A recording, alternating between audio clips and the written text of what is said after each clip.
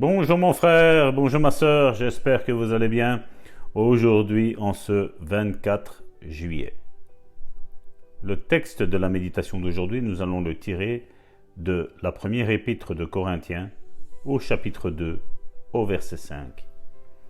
Afin que votre foi soit fondée non sur la sagesse des hommes, mais sur la puissance de Dieu. Amen. Et le titre de la méditation d'aujourd'hui est Guéri par la puissance de la foi. Finalement, Madame Alexander, la mère d'Imogène, dit Imogène, fais attention.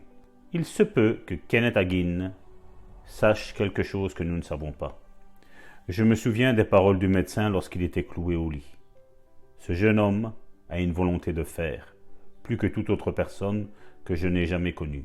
Il aurait dû mourir il y a des mois. Je ne sais pas comment il a survécu. Selon moi, il ne vivra que 90 jours au maximum. Eh bien, ces 90 jours se sont rallongés en plus de 65 ans. Je ne fus pas guéri par la force de ma volonté, mais par la puissance de la foi. Ne remplacez pas la puissance de la foi par la force de la volonté. Si l'on est fort, on peut continuer pendant un bon petit moment par la force de sa volonté. Mais cette force s'épuisera tôt ou tard. Je sais quelque chose à propos de la foi. Elle marche pour moi depuis 65 ans. Ce n'est pas que je sois intelligent, c'est simplement que je l'ai lu dans la Bible. Et je peux partager avec vous ce que j'ai appris. Je rentrais ce soir-là et me couchais en louant Dieu pour ma guérison. Je me levais le lendemain matin et mon visage était normal. Je me rendis chez la famille Alexander et mangeai un bol de céréales pour le petit déjeuner. J'avais un sourire fendu jusqu'aux oreilles. « Je vois que tu as reçu ta guérison, me dit Imogène. »« Oui, répondis-je. Je l'ai reçue hier soir quand le pasteur m'oignit d'huile et pria. »« Mais tu ne l'avais pas encore reçue quand tu es parti d'ici, protesta-t-elle. Si j'avais marché par ce genre de foi, ma guérison ne se serait jamais manifestée. Sa foi, à elle, n'appelle pas les choses qui ne sont pas comme si elles étaient. » Mon frère, ma sœur, nous voyons ce témoignage, comment il s'est terminé. Maintenant, il est vrai que tous, vous avez entendu le début, le milieu et la fin de ce témoignage. Et vous en déduisez, selon la fin de ce témoignage, que le frère Kenneth Hagin n'avait pas menti. Mais je vais vous dire une chose. Bien qu'il croyait que le pasteur, au moment où il l'avait oint d'huile et qu'il avait prié pour lui, il était guéri à ce moment-là. S'il aurait écouté, comme vous vous rappelez les amis de Job, s'il aurait écouté tout ce qui était alentour de lui, ce frère peut-être qu'il aurait eu une thrombose et qu'il n'aurait jamais vécu toutes ces années-là en racontant le miracle de Dieu et de comment la foi elle agit. Et vous voyez mes frères et mes sœurs, des fois on peut avoir une certitude dans notre cœur, on peut percevoir la pensée de l'esprit. Le problème après mon frère, ma sœur, c'est de persévérer dans ce que Dieu a mis comme pensée dans ton esprit. Parce qu'il y aura beaucoup de monde. Ce n'est pas parce qu'on est ministre de Dieu qu'on n'aura pas ces personnes autour de nous pour nous faire douter. Dans ton ministère, mon frère, ma sœur, il y aura toujours quelqu'un pour te faire douter de ton appel, de ta guérison, de ta foi, des dons, de ton église. Et il y aura toujours ce genre de personnage qui sera là pour t'arrêter. Et même si tu vas obtenir une vérité, il faudra faire attention la prochaine fois de toi ne pas être une pierre d'achoppement pour ton frère et ta sœur dans sa foi. Et c'est pour ça que mon frère, ma sœur, tout ce qui ressort de la parole de Dieu n'est pas de la pensée positive, c'est de la foi. Dieu nous dit que nous sommes guéris et si nous persévérons dans ce que Dieu dit dans sa parole, la parole de Dieu, eh bien, rien n'ira contre cette parole. Mais tu dois garder ta foi avec tes yeux fixés sur ce que la parole de Dieu dit. Par ses meurtrissures, je suis guéri. Alors tu as besoin d'une bonne déclaration encore aujourd'hui avec notre prophétesse Karine qui est au milieu de nous encore aujourd'hui. Elle va encore nous faire du bien. Je ne sais pas si tu l'as entendu, elle a été calme jusqu'à maintenant. Mais là maintenant, regardez, elle sent que ça commence à l'intérieur d'elle. Elle dit, voilà, ça va tort, maintenant le pasteur il a mis le thermostat à 15, là maintenant je vais chauffer. Alléluia. Amen. Alors, on va essayer de monter de quelques degrés.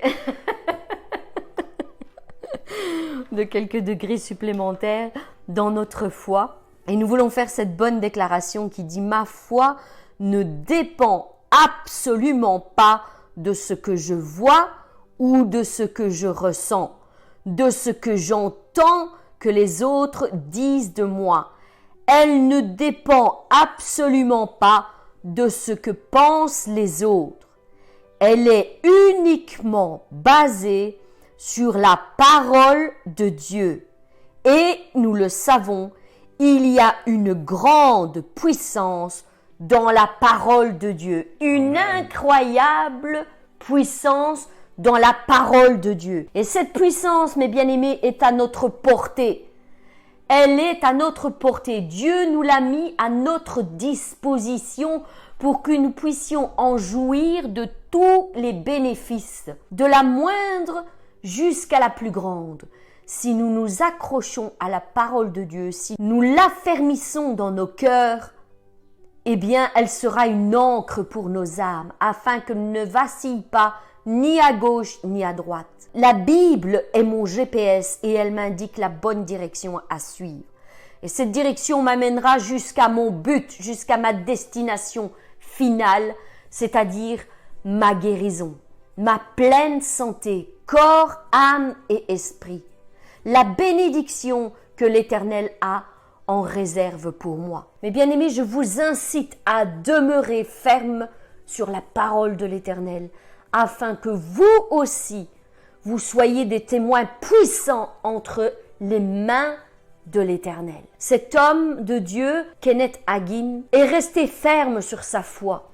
Et nous le savons, comme nous l'avons entendu aujourd'hui, il a reçu le fruit de sa foi. Il a été guéri. Mais le plus merveilleux restait encore à venir, mes bien-aimés. Savez-vous que cet homme de Dieu qui a acquéri sa guérison par sa foi en a sauvé des milliers d'autres après lui. Il a reçu sa guérison, mais il connaissait quel était le chemin, quelle était la façon de faire pour arriver à obtenir sa guérison. Et tous les témoignages que nous vous partageons sont des trésors pour vos âmes. Elles vous montrent quelle est la façon d'agir, de réagir, de parler, de penser, pour que vous aussi, mes bien-aimés, vous puissiez recevoir votre guérison, être un témoin autour de vous, mais aussi aller et faire la même chose pour les autres, les aider à obtenir pour eux-mêmes leur propre guérison. Nous sommes sauvés pour en sauver d'autres, mes bien-aimés. Nous sommes bénis pour en bénir d'autres. Et si nous sommes guéris, eh bien que cette guérison serve à en guérir d'autres. Mes bien-aimés, je vous encourage à demeurer fermement établis sur la foi en la parole de Dieu, afin que vous puissiez recevoir vous aussi votre guérison et être une bénédiction pour votre prochain, pour toutes les personnes qui passeront sur votre chemin. Soyez des hommes et des femmes de foi qui croient en la parole de Dieu et qui obtiennent par leur foi leur bénédiction. Au nom puissant de Jésus-Christ, je vous souhaite encore une excellente journée et je vous donne rendez-vous demain. Soyez bénis.